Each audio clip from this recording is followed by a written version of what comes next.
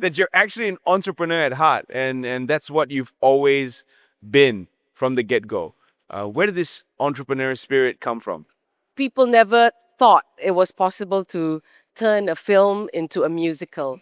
But that was my other dream, because when I went to London, I watched Miss Saigon on stage, and I'm looking and I'm saying, this is a story about a girl in Vietnam, not so far away from Malaysia. Why are people interested in her story? Why can't we create a Malaysian story like that? How has that journey been, convincing people to get on board with your dreams? Challenging then. It's still challenging today. Okay. Because I think of all the industries, the creative industry is something most financial institutions are not familiar with. The model, they don't see it as a sustainable business. So therein lies my challenge of creating a business that's sustainable enough for the bank to see every year we're making money. you know.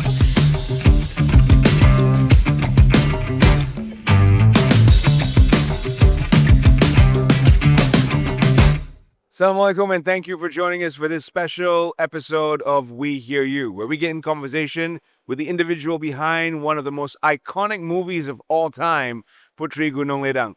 On top of that, that movie was the very first to be filmed at the Venice Film Festival for Malaysia, and also the very first movie to get into Oscar consideration. This was way back in 2005. Since then, she's gone on to produce musicals and even create a whole Malaysian-wide sphere of excitement for glamping. We'll find out more about who this icon is. I'm sure you already know. She's the one, the only, Puan Sri Tiara Jacquelina.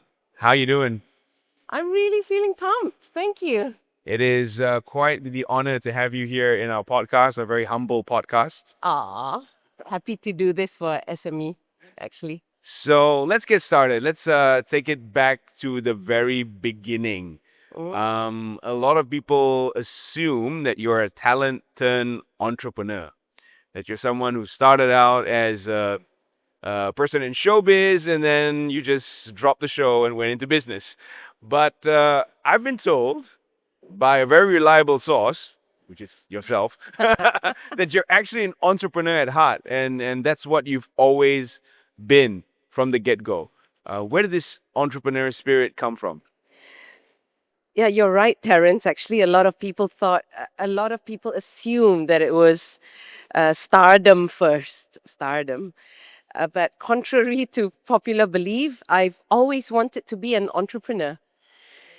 So one of my most vivid memories as a child is reading the newspapers to my grandmother, who was sitting in the boss's table at a stevedoring firm, a stevedoring company we ran in Port Klang when I was 3 years old or something like that. So I grew up with the image of my grandmother being the boss.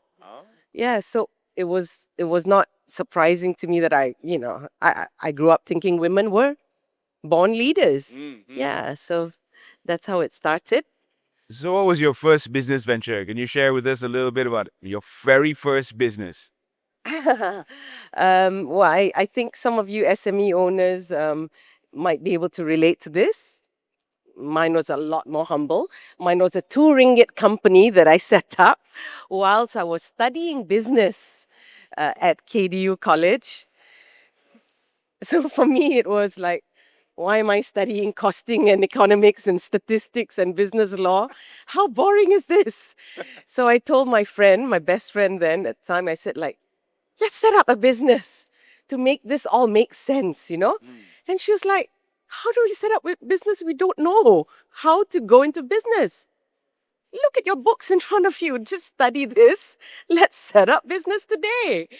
And so that's how it began, She was frightened as hell, but I was like, we can do this, Anyway, we're only 18. If we fail, we'll try again. That's the entrepreneurial spirit I think most SME owners should. That kind of It's really spirit, that kind of drive is very rare in 18-year-olds even today. I don't think many 18-year-olds are ready to start a business and be ready for the failure that might come with the first business. Oh, there was failure. Okay. It was hard work and there was failure because we didn't get paid sometimes. We got cheated. And it took a lot of pounding on the ground to get attention and going, knocking on doors, going from advertising agency to production house to introduce our business with the most thick skin ever. Who else is going to do it if not you? You're a one man show, a two-man show sometimes. And so, I learned the hard way that it's hard work and only you can do it. I mean, as much work as you put in, that's how successful you will be. So, KDU Business School, you're already owning your first business at this point in time. There was a lot of success in terms of how you start, but you mentioned failure. So, when did the transition then take place from entrepreneur to show person? Hang on, I spot someone in the audience, a few people in the audience whom I recognize from my scrappy days when I was when I was starting out. There's a Emmy Suraya there. I know she knows me from when I was knocking on doors and hustling, and Catherine Lyle. So I know she knows me from. I mean, these people can vouch. I hope that they know I work the hardest in the company. I work the hardest, Wow. and so you can't cheat hard work. It's just like an athlete has to put in 1,000 hours of drilling a certain shot or a certain move, or a pilot has to do X number of hours in order to earn your stripes. That's what it takes to be successful in anything you do. Nobody gives you anything for free No, these days. no crash course is going to do it either. None whatsoever. However, that scrappy business, that scrappy little me who was, knocking on doors and all, that taught me the the beauty in or the joy of building something from nothing, and the satisfaction that I did this myself.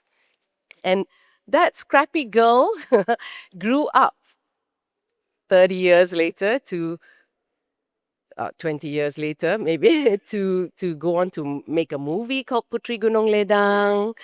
And then I built an attraction called Dream Forest Langkawi. Uh-huh. And now my resort, Tiarasa Escapes. So, but it starts from being that scrappy girl. So there are a lot of people who are watching this right now. I think it's too early, but I also think it's a great way to start. One motivational quote that inspired you in those early days, because I think the same thing is going to resonate with a lot of young business owners who are starting out, who don't know what to do, who probably also have the same two ringgit company. What's that one motivational quote that you can give to these early business owners? Start small, dream big, and work harder than everyone else in the room. All right. Wow. That is. I mean, it's basic. That's my mantra. But It was my mantra. and look at the success that comes from that basic mantra. So let's get back to that transition phase where you move from entrepreneur to becoming someone in front of the camera and wowing audiences. How did that happen? Okay, well, in school, I always loved the idea of acting. And I could see how acting could move people, could spark conversations, could impact the way people thought about things. And so one day I fell into acting. However, I realized very quickly that as an actor, you do what the director tells you. You're not allowed to say, I feel that we could, you don't. You're the actress, you do as you are directed. No creative control. No. And I was like, how is this fun? So who makes the decisions? Here in the set, the director. Who tells the director what to do? The producer. I want to be the producer next. I told them, I want to tell you what to do next. So, because I had an idea then about the Malaysian film industry and how I was unhappy with the way things used to be. And I was like, how do we change this? I cannot change it being the actor who's just being told, lepas ni pergi sana you cakap dengan dia, you punya over shoulder shot and then repeat the same thing. No, I wanted to be in that driver's seat, making the change. So that's how I transitioned very quickly from being actor. A little story. I was an actor. I signed up for a 4-movie contract with a company in Indonesia. I said, I am acting in your film today, Pak Bustal Nawawi, but I want you to teach me to be a producer like you. That was my deal. I said, I will act, sure.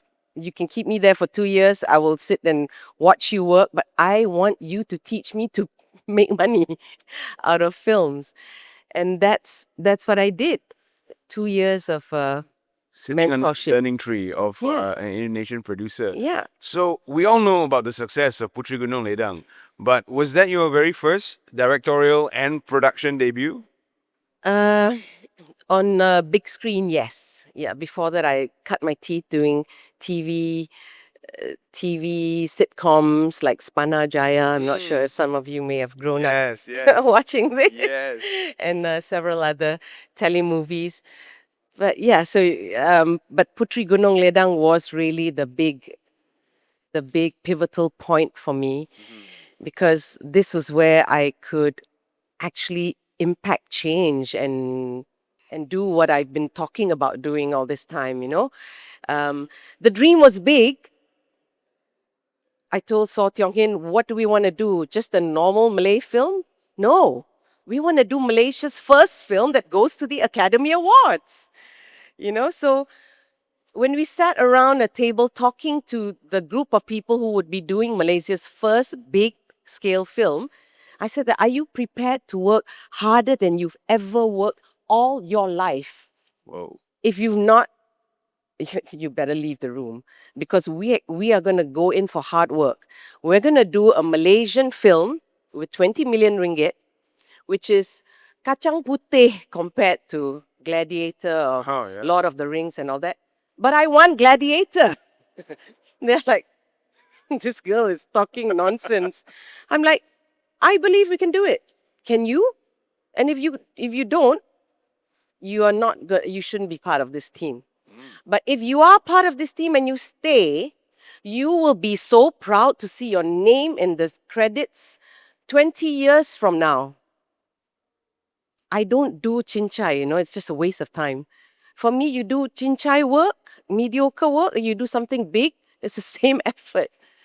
So I told them, I said, I know we've been doing things at a certain level for all these years, but let's make a big change for the Malaysian film industry.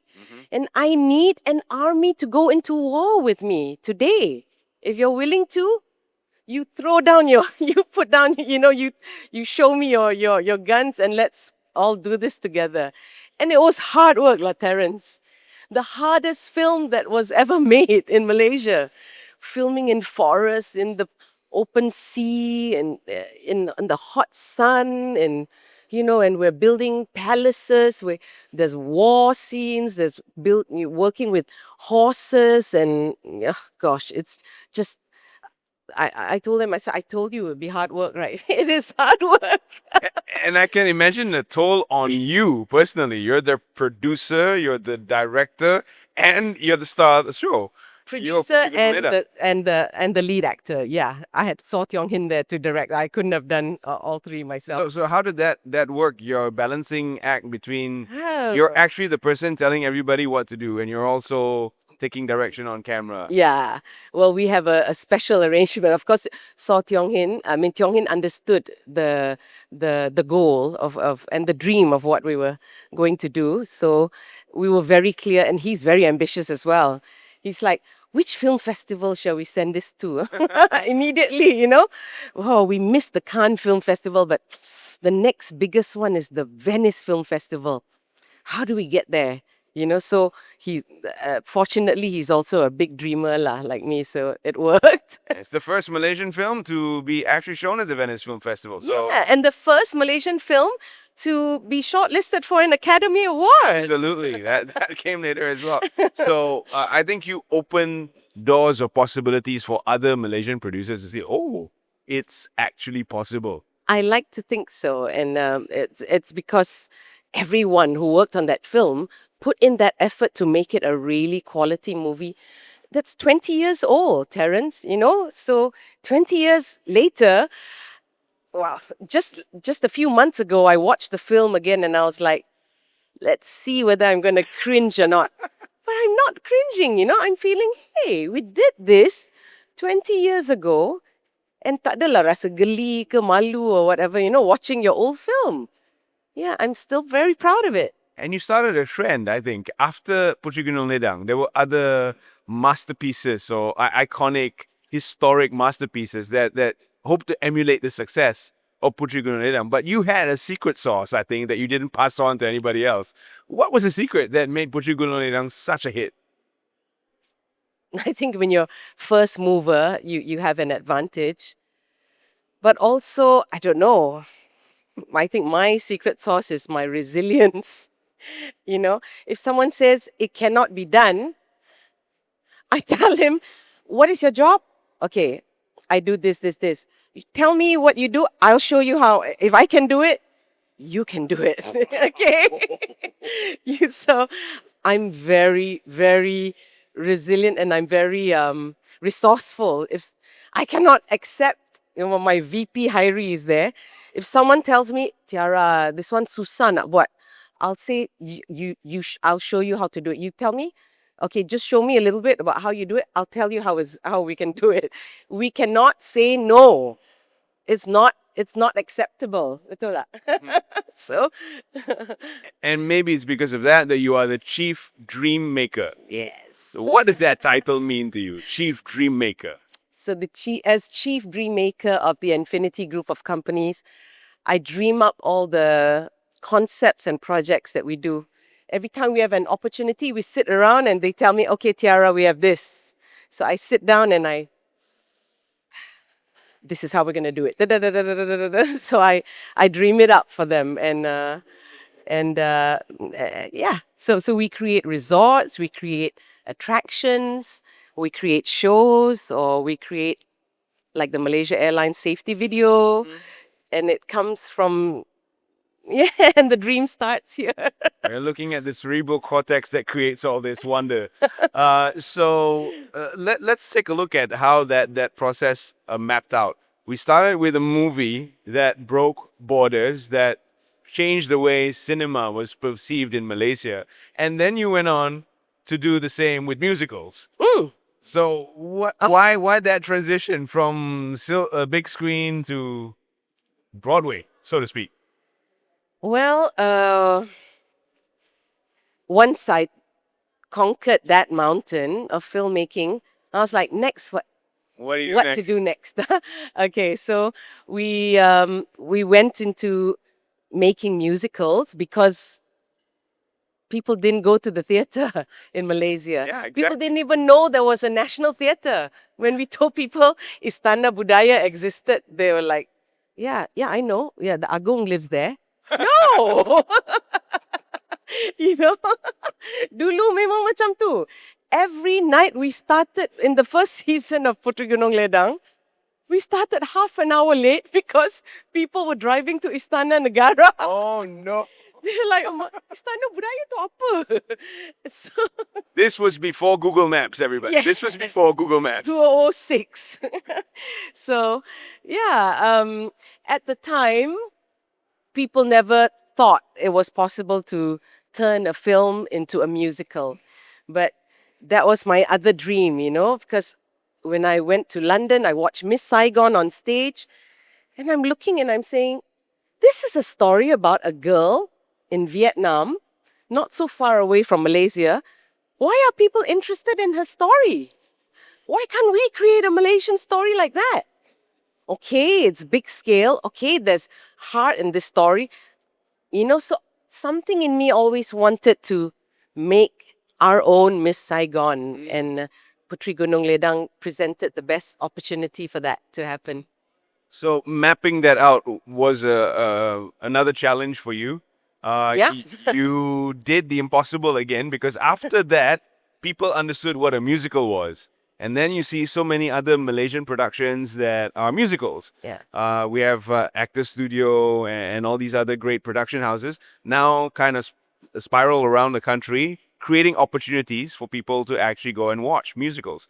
So you did it again. You actually broke the glass ceiling and created something where there was really nothing. Is that something that inspires you to look at possibility where none really exists?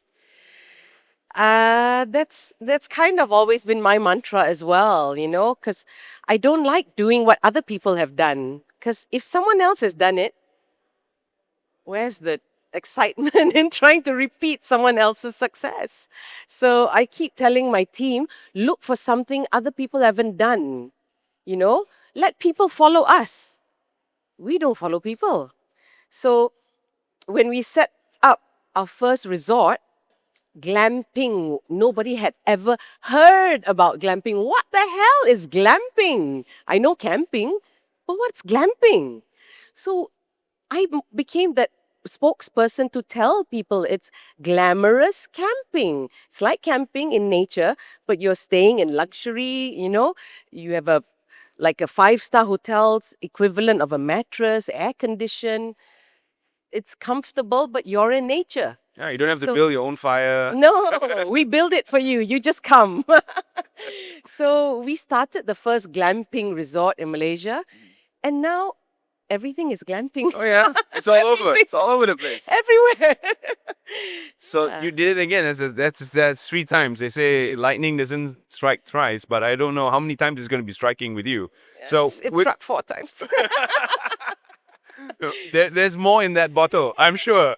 So we're gonna find out more about how many bottles you're gonna open up of lightning, and we're gonna get to know Puan Sri a little better in our next segment. So don't go anywhere. Stay right where you are. We hear you. We'll be back right after this.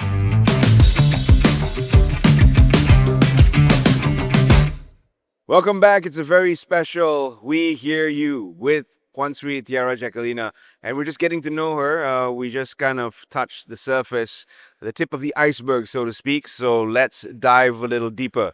Puan Sri, when we left off, we already created all the broad strokes. We understood a little bit about your vast career and the span of time. But I want to understand some of the nitty gritty that went into putting all those amazing pieces together. Uh, we're, of course, proudly brought to you and powered by SME Bank. So I want to know about the financing angle, about all your amazing projects.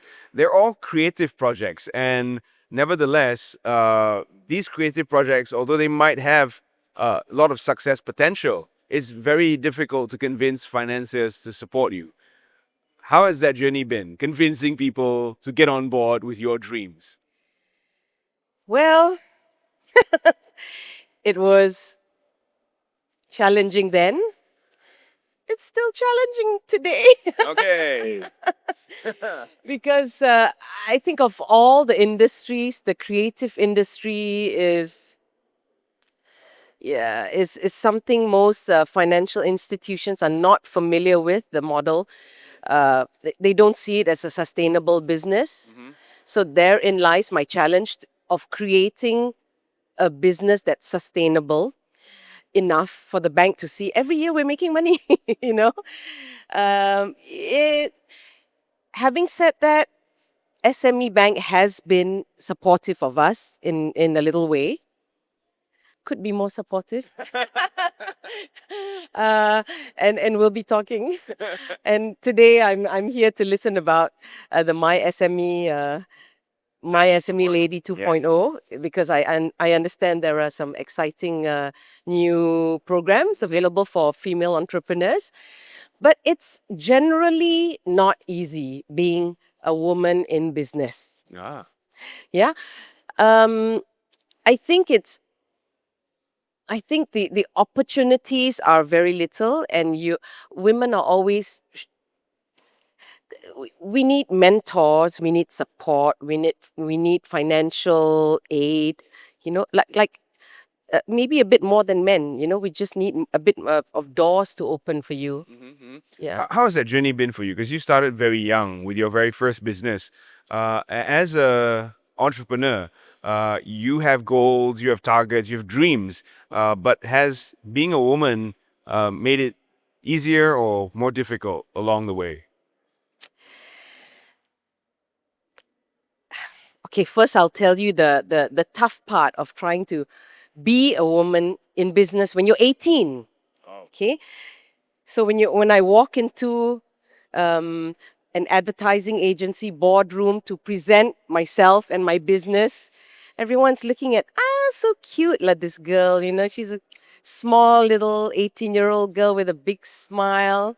Okay, lah, come lah, show us what you want to do. Okay, you want to go out for dinner tonight? No? Okay, you're so pretty, lah. Okay, where did you buy your dress? I'm like, that really cheeses me off. I am serious about wanting to do business.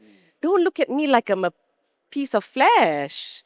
So that kind of bias exists, and I used it to fuel me instead. Like, one day you will be asking me to do business with you. But it's just when you're young and you've got a nice smile, every man will try and pick on you. It's standard. But I carried myself as I just started having a really thick skin from when I was young. You can try and pick me up and all that, but I'm here to do business. So, people would I was not the girl who partied like everyone else, who would go out with so many men, and all. I wanted to just be in business. That's all I wanted to do. And eventually people got it. They're like, okay lah, she's really serious about business. Let's support her. When they got past all that trying to pick me up and all that, they're like, okay, so what is your business? Tell us what you want. Tell us how we can support you. I said, now we talk. You know, I have a big, hairy, audacious goal of changing the advertising landscape in Malaysia. Wow, that's an We learned opener. that. We learned that in business school, of course. That is an opener. Yeah, I can provide you a service that can make your life so much easier in advertising. I scout talents for you. You just shoot the commercials.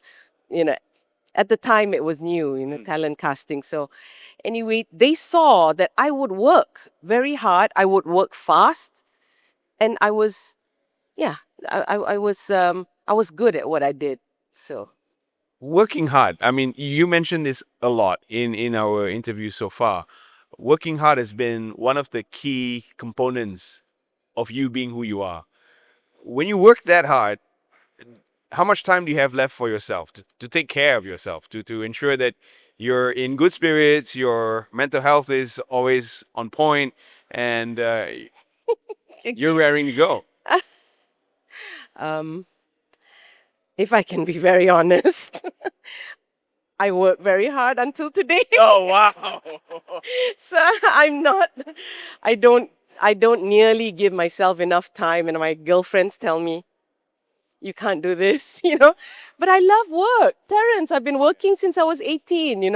I don't know how not to work. I can't be sitting at home or going to a hair salon. I don't even know what a hair salon is. I do my own hair. I'm like, I don't paint my nails or do a facial when my free time. In my free time now, I play golf. That's like the only thing I do aside from work. And yeah, and that takes my mind off scrolling on the phone and doing that kind of thing. But I love work, and I do know that it's not healthy. I am trying to slow down. I did not say it. Yes. But I tell you what's important. I have a wonderful tribe of girlfriends who are there to keep me in check. You know, and to be my biggest critics. They're also a shoulder I cry on. And I think every woman needs a tribe. Nice. Yeah, Yes. because sometimes things get me down and I'm like, who do I talk to? Do I go and cry to my staff? I can't. I cry to my girlfriends, this is happening. What is happening to me? Why is this, whatever. And they like listen to me and hug me and wipe off my mascara. And then they're like, you're done? Done. Okay. Touch up the mascara, crown goes back on, head up high, walk back on again. Because I understand that men can be supportive, but women need women. Yeah. Women need women to grow in business. Yeah, women need women, and the world and the entrepreneurial world needs women because when women are successful, they lift other women up. Right. And when women are successful, they uplift not just other women, they uplift a community, they uplift the nation with them. So, yeah. Purpose-driven leadership. That's something else I would like to highlight. Being someone who's been talking to you for the past 25, 30 minutes, I understand that you have a purpose and you're always driving towards that goal. So does the goal change once you've achieved, or do you just upscale the goal, make it bigger? Interesting you bring that up because I feel that in every business you do, think about what is my impact, my big impact, not just I want to make money. You must make money. must make money. Otherwise, don't do business. So, my big personal goal is I'm interested in things like national unity and national pride, creating national pride. So whenever I have an opportunity to create a show, I keep thinking about how do I sneak in these values into the shows that I produce. Because I want Malaysians who watch my films or watch my shows to think about why isn't Malaysia like this anymore? So I produced a show on stage called Ola Bola, the musical. And I made it all about brotherhood. And I made it all about how it took the Indian goalkeeper and the Chinese captain and the Malay striker to work alongside the goal scorer from Sabah to create Malaysia's best football team of all eternity. Why can't we produce that again today? They work like that. They work like family. Everything was for Malaysia, not for money. It was for the flag, for the pride of being the first Malaysian team to go to the Olympics. And I showed that without mincing my words. Yeah, that it's about that, wearing that flag on your chest. If there was a Mount Rushmore of movies, that would be on it for me because it sent that message loud and clear. And a lot of Malaysians resonated with that message. So naturally, it was a huge success. And it's also helped Infinity, your company, become one of the powerhouses in Malaysia's entertainment scene. So, what was the biggest challenge that you faced in crafting this personality, this persona for Infinity as not just a powerhouse, but also a creator of dreams? Repeat that again, sorry. Biggest challenge that you face? The biggest challenge is usually when we're starting out a new project and I have to tell them, no, no, no, it's not what you think it is from what was before. We are changing the game.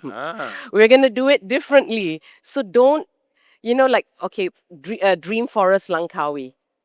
The concept never existed. Imagine us going to a bank saying, I want to build an attraction in the forest and tell stories using technology through projection mapping and lights and music and narration. And they're like, What is that? macam Sunway Lagoon. No. No, no, no. It's no, not. what? No. Okay.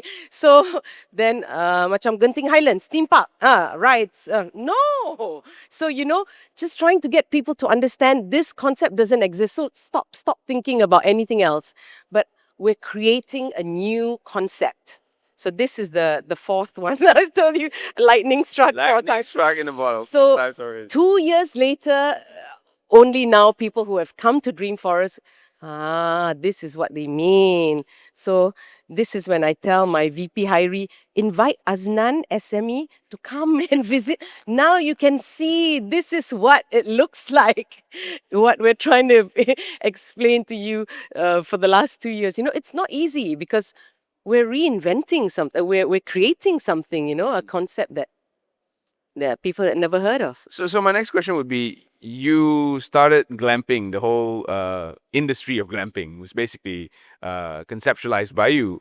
Your first project then sparked a lot of other similar projects. And I'm sure with Dream Forest, since it's the one and only for now, it will also spark similar projects around the country. When you face competition, how do you handle that? How do you deal with that? I say, hey, that's my idea, but now it's all over the place. What's that saying when people Yeah, imitation is the best imitation is form the of best flattery. form of flattery, and it is. And I tell my team, no, they're always showing me, boss, boss, boss. Look, someone else set up something, in this place, that place, and it looks like ours. And so many people have set up glamping resorts that are modeled exactly like Terrace Escapes.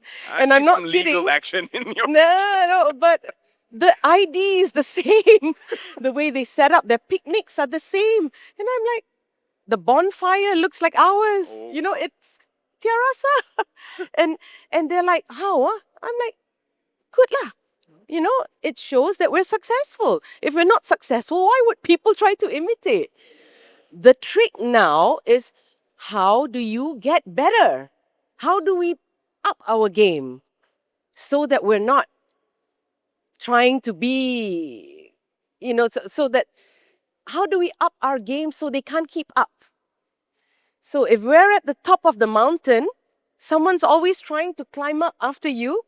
For those of you who climb mountains, you're standing there with your flag. Oh, I'm so great. I'm here, Malaysia. But someone else is coming up to that peak and they will say, like, excuse me, get my turn. My turn to put my flag here. Yes. So you have to keep your place at the top of the mountain. That's harder than climbing up that mountain.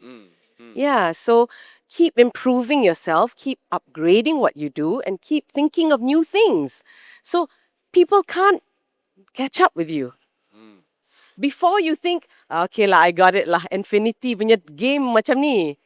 Before they even learn the game, we're already doing something else. That's amazing. So, on that note, what are the future lightning in the bottle projects that you're working on? We are really excited about the idea of, we love nature, and we love building attractions and resorts in nature. So our next lightning in the bottle, as you say, is another Tiarasa resort in at Paya Indah Wetlands, where Gamuda Cove is, and this is called Tiarasa Lakeside. It's going to be magical. Wow. It's beautiful. I wonder if you've publicized this anywhere else yet, but you heard it on We Hear You heard You. it here. It's a brand new resort that's coming your way. Are you ever going back into showbiz big time? We're also developing a new show, which is undisclosed right now. And yeah, I mean, Infinity is a company that's always creating something.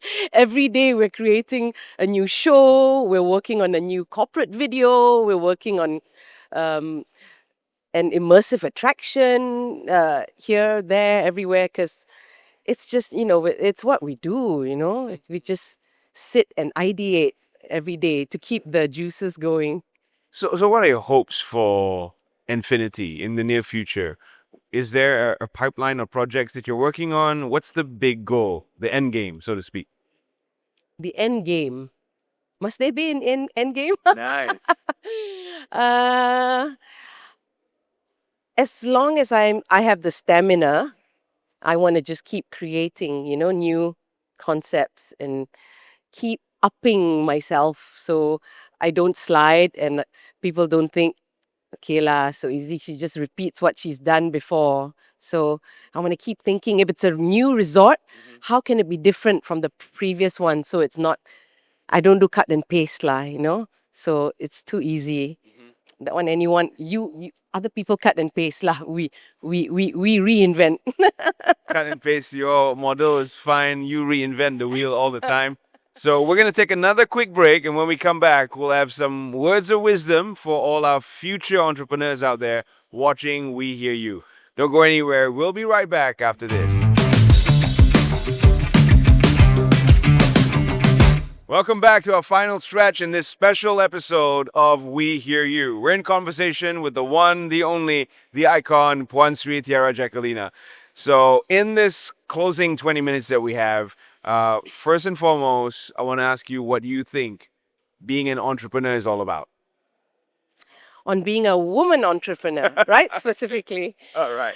Well, for me, as a woman in business, I've learned that your female intuition and your empathy and your quiet strength.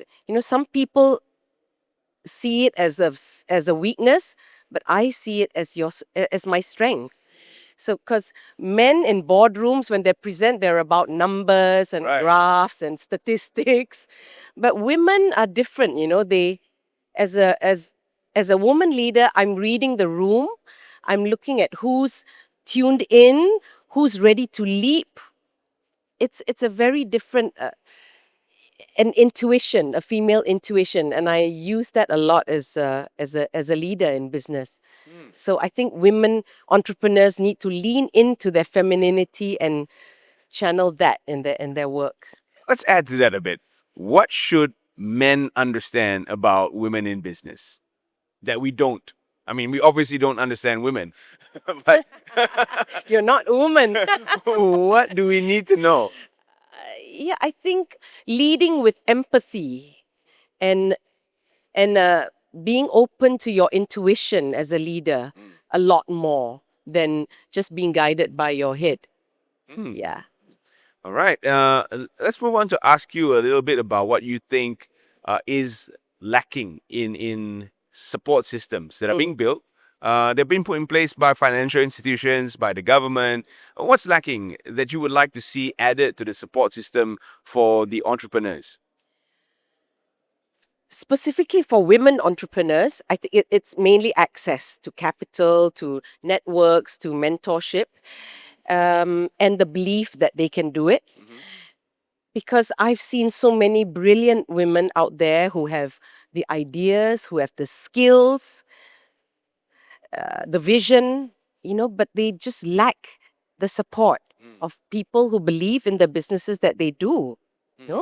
So that's why the platforms like SME, Right. My Lady, it matters to women entrepreneurs.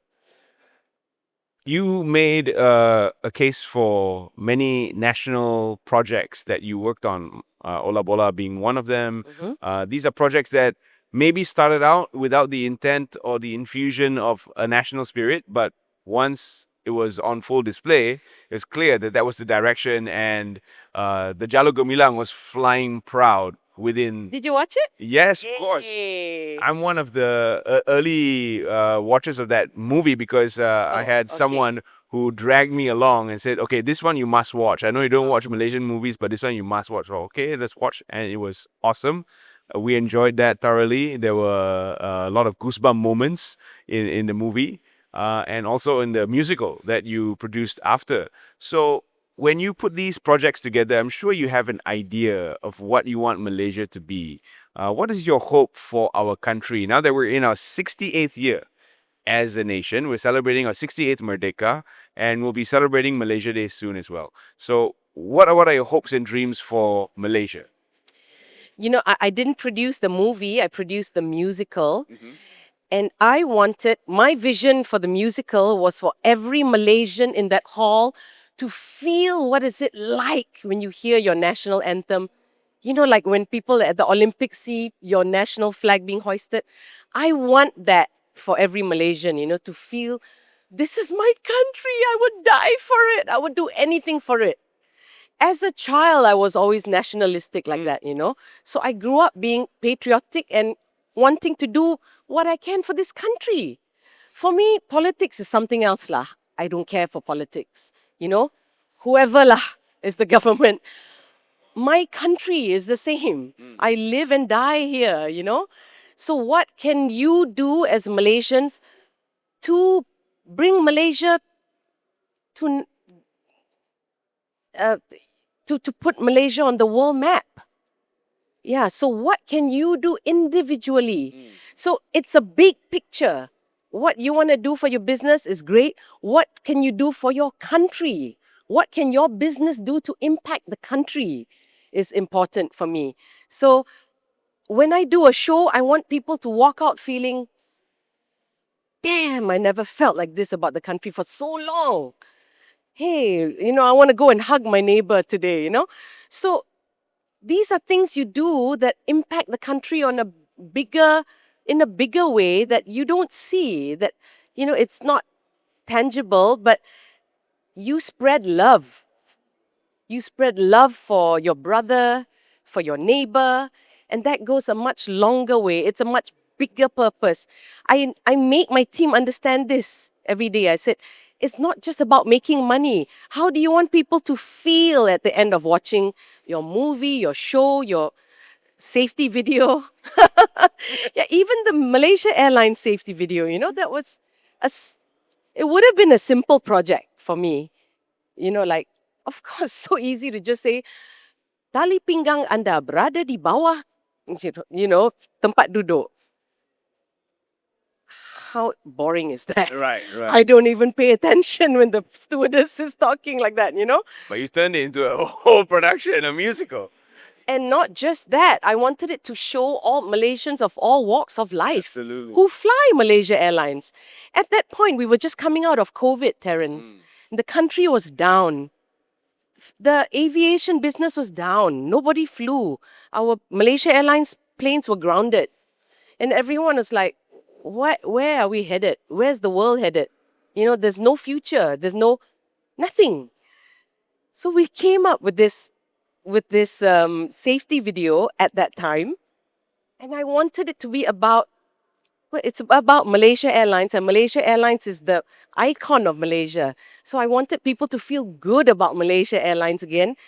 And indirectly, they feel good about the country again. So that's where I was fortunate enough to bring together amazing people who were just sitting at home. Right. Like, Farah Ann, you busy? Hello, Tan Sri Jamila. Are you going anywhere today? Mazlan Othman. Hi, Tan Sri. Can you be in this video we're doing?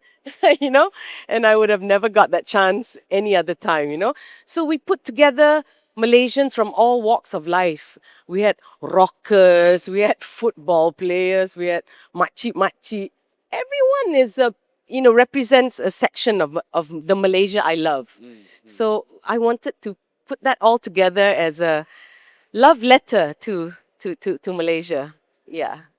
As the country gears up for these double celebrations, and as we normally do, the flags are flying, but then somewhere after the whole celebration is over, the feeling is a little dissipated, and we go back to sort of business as usual.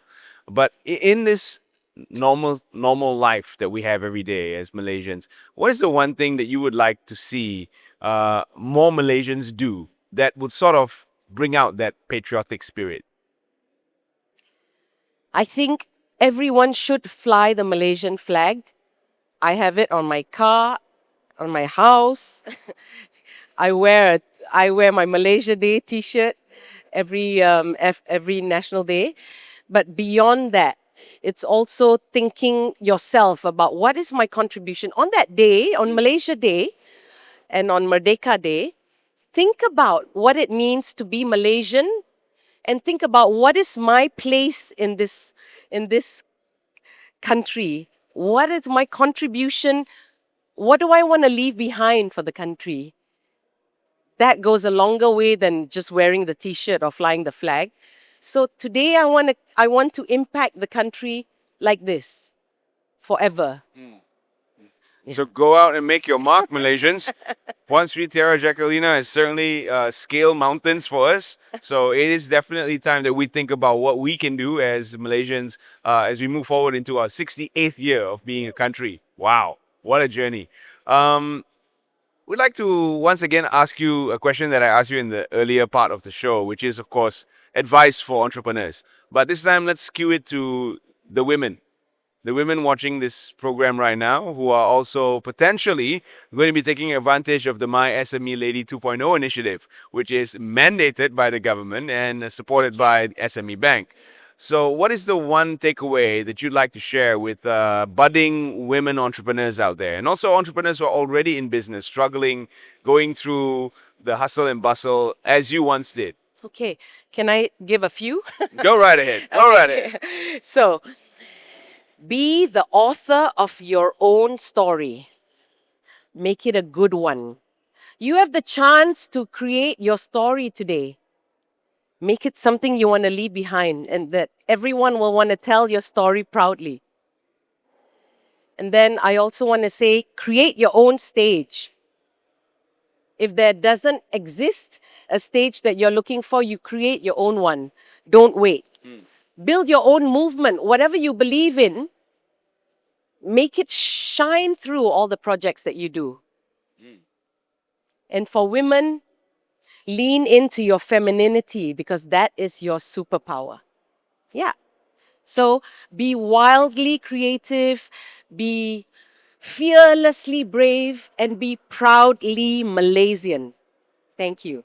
Thank you, Puan Sri Tiara Jacquelina, for being here in conversation with us live at the Auto Bavaria showroom here in Jalan Tun Razak, and also on our podcast for the very first time. We're truly appreciative of the time and the wisdom that you've imparted on us here today on We Hear You. Thank you so much for Thank being here. you, Terence. And thank you for watching us on all our platforms, and thank you for all the support across the 2 seasons. And we're truly appreciative of the some 7 million viewers that we've had across all platforms. Thank you for your support. We're going into season 3 real soon, and we'll see you in the next episode of We Hear You. Thank you for your support. I'm Terence Das. Okay, thanks.